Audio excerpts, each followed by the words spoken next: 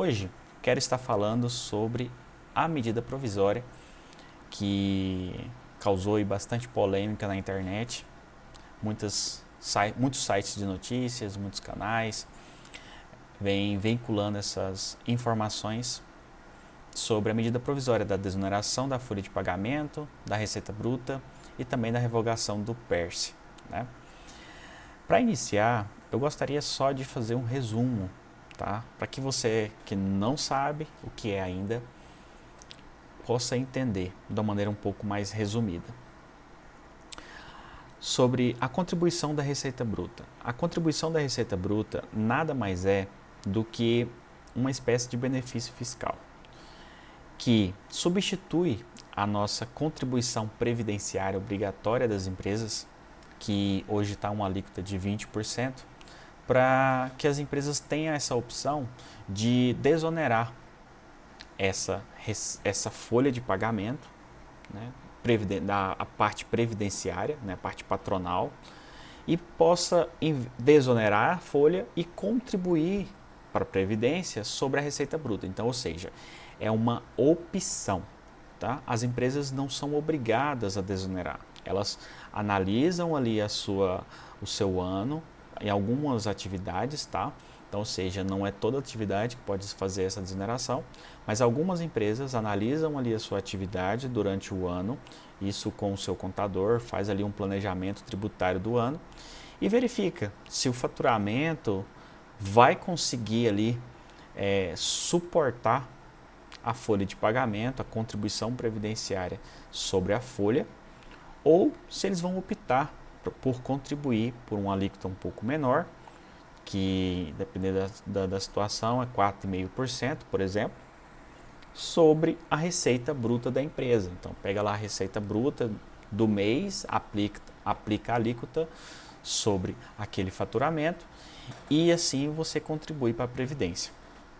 O objetivo desse benefício para as empresas era basicamente fomentar a economia, trazer mais empregos, né, aumentar a demanda ali de mão de obra, né, e assim, consequentemente, as empresas conseguir ter caixa para contratar mais pessoas. Então, ou seja, era uma troca que o governo fez, né, ali para tentar ali trazer um desenvolvimento em determinadas áreas.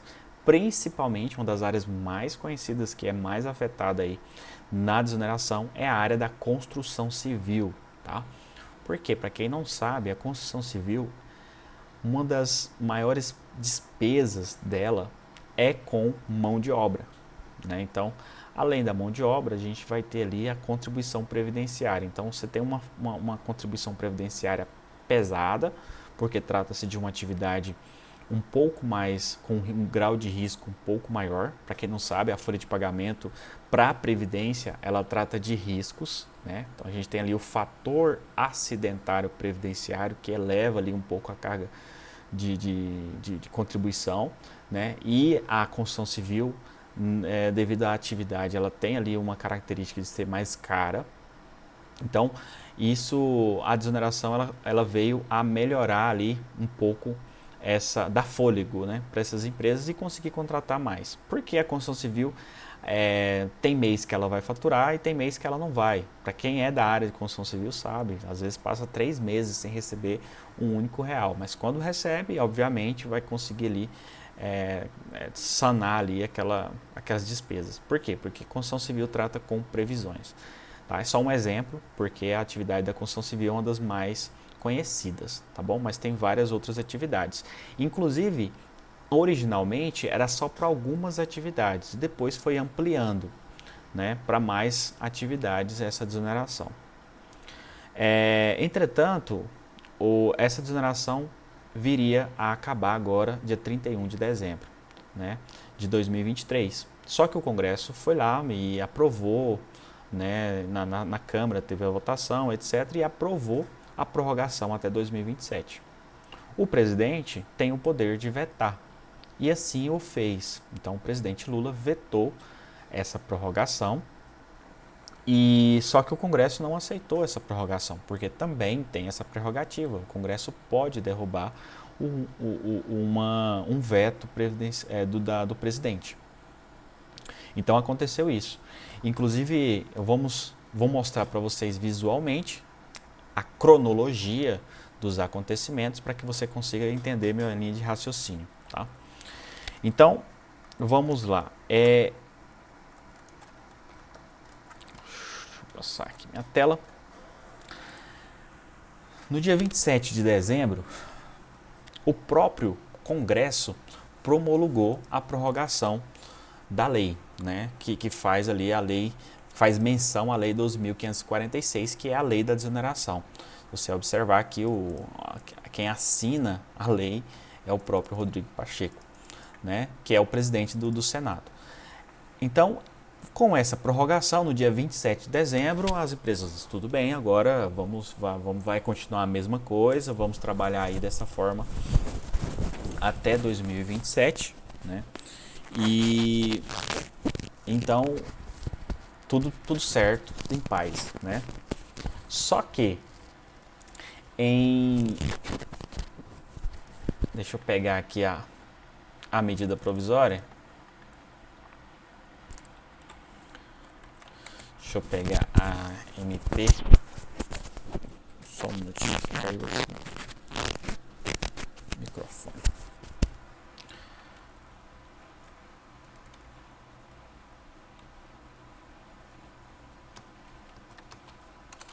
MP 1202.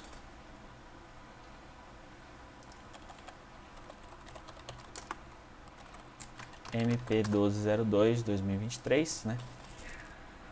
Então, se pegarmos aqui a medida provisória, no dia 28 de dezembro, então, ou seja, olha que coisa de guerra mesmo, né? No dia 27 de dezembro, tivemos o Congresso aqui derrubando o veto e tornando a lei vigente.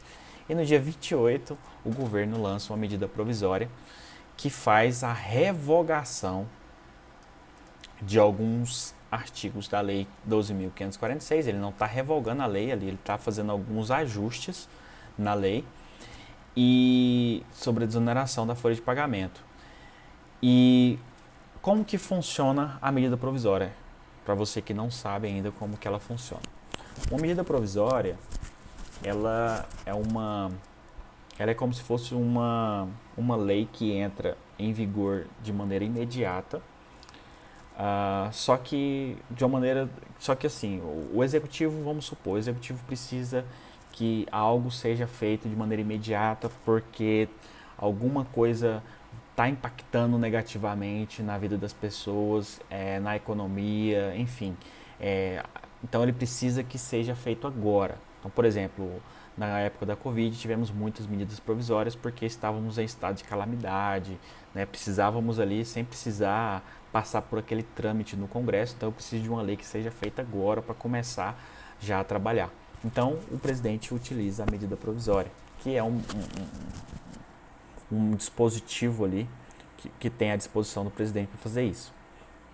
Só que toda medida provisória ela precisa de uma justificativa. Então, assim, o presidente não pode só simplesmente chegar e jogar uma medida provisória. Ele tem que dar uma justificativa para isso. Porque ela tem um prazo de tramitar no Congresso para ser aprovada ou não. Então, ela tem 120 dias ali durante todo o trâmite para ela ser aprovada ou não. Só que ela tem que ter uma justificativa, né? Então, no dia 28 de dezembro, o presidente, juntamente ali com o seu ministro da Economia, Fernando Haddad, jogaram essa medida provisória e vamos falar aqui sobre as justificativas dela, tá? Porque se você vier aqui, exposição de motivos, né? A gente tem aqui um documento que expõe esses motivos dessa medida provisória, esse documento aí de 6 páginas que vai expor esses motivos. Eu fiz aqui um resumo sobre esses motivos, tá? E para você entender. Então, sobre a revogação da Receita Bruta, né? Receita Bruta inicialmente era estabelecida em 3 setores da economia, né? E posteriormente foi ampliada. Segundo o governo, uma nota técnica do Ministério da Fazenda e alguns estudos do IPEA questionaram a eficácia da medida provisória, da medida, né, em relação à criação de empregos formais e a manutenção dessa receita, dessa CPRB, implicaria um custo de 12 bi, né, já em 2024. Na justificativa ele fala 12 bi em 2025 e começa a aumentar para 13 bilhões em 2026 e 2027, ou seja, algo muito estático esse custo, né? E a economia a gente sabe que é bem dinâmica. Mas enfim, essa foi a justificativa basicamente que o governo utilizou para justificar a revogação desse benefício. E sobre a desoneração, com a revogação da Receita Bruta, as empresas teriam que voltar, né, a contribuir sobre a folha de pagamento com uma alíquota de 20%. E a desoneração parcial, ela visa evitar essa sobrecarga de maneira imediata, né, para determinados setores. Então, com a redução das alíquotas para que exerce algumas atividades. Então, ou seja, ele cortou algumas atividades, porque lembra que ampliou, né, então ele fez um enxugamento ali das atividades, tem lá dentro da medida provisória anexo 1 e 2 dessas atividades, mas ele também não revogou a desoneração de maneira total. Então, ou seja, ele fez uma desoneração parcial. Então, se a gente pegar aqui na medida provisória, a gente tem uma revogação, uma desoneração para um anexo 1.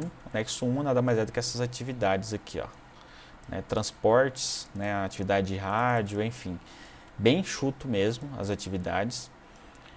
E começando em 10%, ou seja, agora em 2024 todas essas empresas vão ter que pagar 10% sobre a Previdência e não vai existir mais a Receita Bruta, né, a contribuição sobre a Receita Bruta, que em tese é 4,5% sobre o faturamento.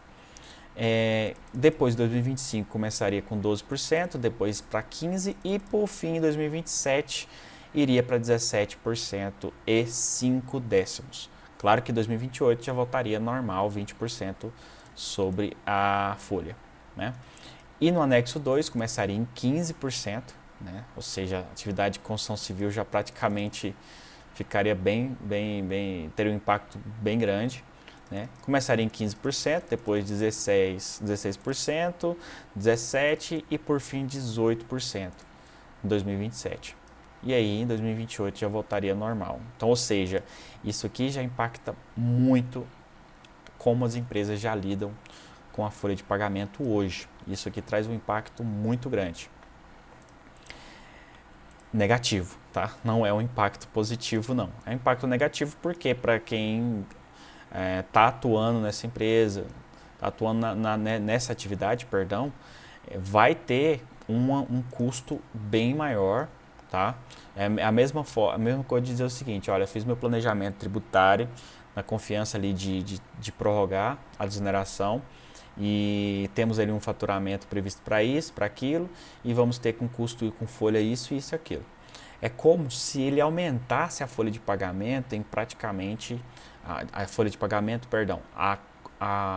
o passivo ali, né, de despesa, aumentasse a despesa em quase 30%, tá? Então é basicamente isso aí.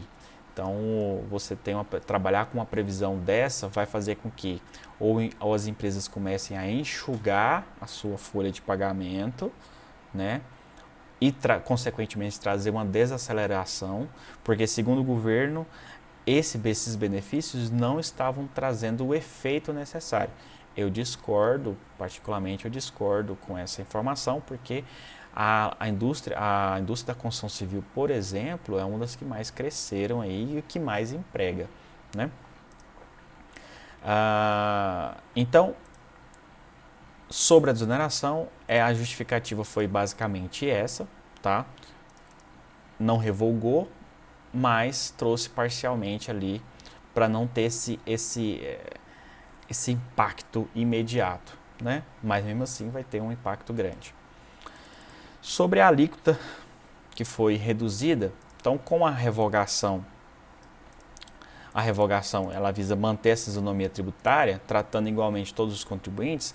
A contribuição sobre a folha é uma importante fonte para a Seguridade Social. Então, ou seja, trazer essas alíquotas reduzidas aí, né, aplicar a contribuição previdenciária, ela vai, segundo a justificativa, trazer essa isonomia tributária. Limitação da compensação de crédito decorrente de decisões judiciais, também temos essa situação, ou seja, a MP também visa aqui uma alteração na utilização de créditos, né, de compensação, né, de débito, de créditos judiciais, né. Então aqui tem dentro aqui da lei, implementar um limite aqui, né, mensal. A relevância e a urgência da medida provisória. Também eles falam que a medida provisória ela tem que ser feita inicialmente, porque o montante, segundo o próprio governo, desses benefícios fiscais estão impactando diretamente no PIB a 2%. Então, assim, segundo eles, na emenda constitucional 109, né, todo esse montante não pode passar de 2%. Então, segundo a justificativa, está passando de 2% do PIB. Então, isso acaba tendo a justificativa da urgência dessa medida provisória.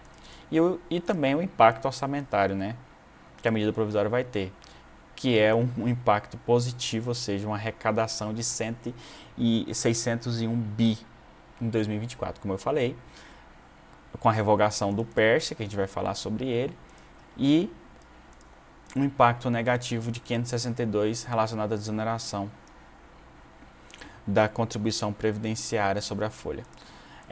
Por que o impacto aqui está um pouco negativo? Porque ainda vai arrecadar de maneira, né, não vai arrecadar em sua totalidade, né? Então, isso que vem acontecendo hoje. Aí você, né, cidadão médio, analisa essa situação em que nós temos uma lei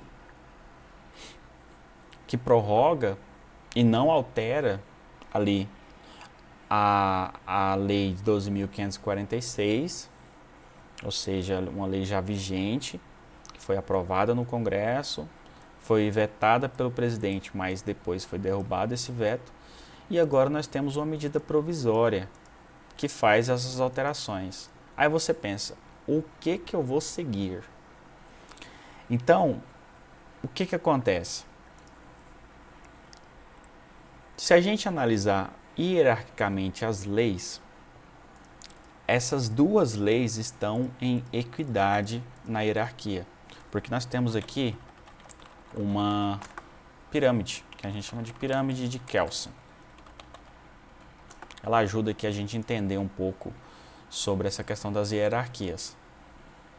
Eu vou abrir aqui a imagem rápida para vocês entenderem. Então aqui a gente tem a Constituição, né, no topo, depois as emendas à Constituição, obviamente, que nada mais é do que o dispositivo que altera a própria Constituição, e embaixo aqui a gente tem as leis e as medidas provisórias. Então a gente está vendo aqui está na mesma equidade aqui, né, a medida provisória e a lei. O que a gente vai seguir? Olha, pela a minha opinião e experiência, tá, quanto a essa situação, como a medida provisória, ela está alterando a lei 12.546, ela não está revogando a lei, e aqui, nessa lei, ela está apenas prorrogando, ou seja, alterando alguns artigos. As duas leis só estão fazendo alterações na lei da desoneração. Então, se a gente for tomar como base, a medida provisória fica valendo. Então, a partir de janeiro de 2024, até que essa medida provisória passe, né, no Congresso, 120 dias, essa medida provisória, os efeitos que essa medida provisória está provocando na lei 12.546, ela vai ser sim vigentes. Então, ou seja, porque nenhuma dessas duas leis tem superioridade hierárquica, tá? Então, ou seja, não tem aqui, nós estamos falando de leis constitucionais, nós estamos falando de leis que estão abaixo ali, ó, leis que, claro que tudo vem da Constituição, mas a Constituição ela é mais ampla, né? E as leis são mais específicas, ela trata de coisas mais específicas. Então aqui a gente está apenas alterando artigos dessa lei, 12.546. Hoje, então, o contribuinte, a partir de desse mês de janeiro de 2024, teria que seguir a medida provisória que está em vigor, da 28 de dezembro. Tá? Então, a partir de então, o que eu sugiro? Consulte seu contador, converse com seu contador para elaborar, porque possivelmente esse tema vai ser pauta judicial, tá? Porque são dois poderes independentes que estão discorrendo e discordando de temas idênticos, né? Então, ou seja, o Congresso quer prorrogar da maneira que está, mas o presidente quer manter da maneira alterada, né? Quer fazer algumas revogações aqui. E isso vai ser pauta, sim, de maneira judicial. Então, para que você possa se prever, se prevenir sobre essa situação, converse com o seu contador, busque ali um melhor planejamento, se você se enquadrar nessas atividades, tá? Também não adianta as atividades aqui, ó. Transporte ferroviário, né? Transporte rodoviário, transporte escolar, uma atividade também muito conhecida, né? Essas atividades aqui também do anexo 2, que é um dos mais impactados aqui, a construção civil, basicamente, aqui, obras, etc., obra de engenharia, que é a construção civil, né? Jornais, né? Essas atividades aqui. E converse com o seu contador, tá? Para que você consiga entrar numa elaboração da previsão nesse ano sobre o custo que a sua folha de pagamento vai ter com essas alíquotas aqui, excluindo, acabando com a receita bruta e incluindo essa despesa. Você tem que colocar no seu radar essa despesa porque ela vai entrar no seu orçamento aí para 2024. Muito provavelmente vai acontecer aqui uma discussões no Senado, né, discussões ali a respeito dessa medida provisória, e a depender da situação, essa situação pode ser judicializada e aí vai entrar o terceiro poder, que é o judiciário, para decidir esse tema, tá bom? Então eu espero ter ajudado um pouco ali a entender esse tema. Claro que se eu fosse entrar em detalhes aqui, a gente teria que falar de muita coisa, né? Porque a lei é muito ampla. Se a gente pegar a lei da 12.546, é uma lei enorme, né? Porque é uma lei já antiga, né? Desde 2011. Então é uma lei que aqui, ó, se você pegar aqui, tem muita coisa, tem muito assunto aqui sobre isso aqui. Claro que tem muita coisa que é anexo, tem muita coisa que foi revogada, né? Então, enfim. Mas ainda assim tem muita coisa a ser tratada sobre essa lei. Então não tem como a gente falar isso num vídeo só. Mas o que eu recomendo, opinião pessoal, é busque seu contador para fazer ali um planejamento tributário para o ano de 2024, considerando essa mudança, porque essa mudança ela já está em vigor, essa mudança já está ativa e já funciona a partir de janeiro agora de 2024, enquanto não tiver uma definição definitiva. Por quê? Porque se essa medida provisória não passar no Senado, aí volta como estava e essa lei não vai ser pauta mais, porque essa lei já foi, essa que o Congresso promulgou lá, ela não vai ser mais pauta, porque ela já está vigente. O que vai ser pauta é apenas a medida provisória que o governo fez, com essas justificativas aqui que a gente fez a análise, tá? Para não deixar o vídeo muito longo, eu vou fazer um outro vídeo mais resumido sobre o PERSE e falando ali sobre o que eu acho do que pode acontecer em 2024 sobre as empresas aí de evento, né? E por que vai impactar negativamente nessas atividades, tá bom? Muito obrigado por me assistir. Se inscreva aqui no meu canal, me ajude aí, um canal pequeno, está começando agora, mas desejo aí fazer a minha contribuição e trazer aí para as pessoas que não